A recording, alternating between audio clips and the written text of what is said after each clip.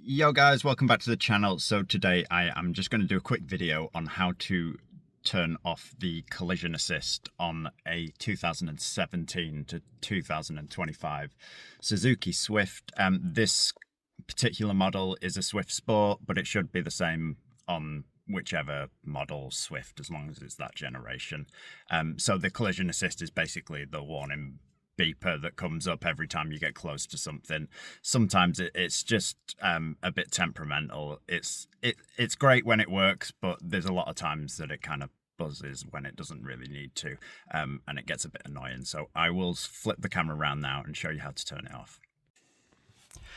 So you want to start by turning the car on and get the engine running, and then to turn the collision assist on, it's actually just kind of like if you follow the lane change button kind of down here onto the dashboard. It's down here, so yeah, below your start switch.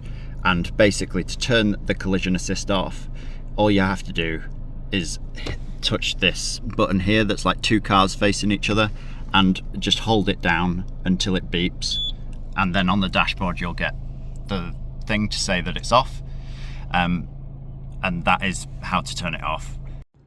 Unfortunately, to turn it off, you do actually have to do it every single time that you start the car, which is really annoying. You can't permanently turn it off. Every time you get in the car and start the engine again, you will have to reset it and turn it off again.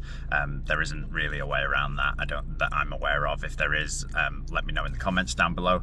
But yeah, unfortunately, every time you start the car, you're gonna have to turn it off if you don't want it on. But yeah, that is how to do it. It is not the greatest collision assist I've come across in a car, so it just gets a little bit annoying. So that's how to turn it off if it's driving you mad like it does with me.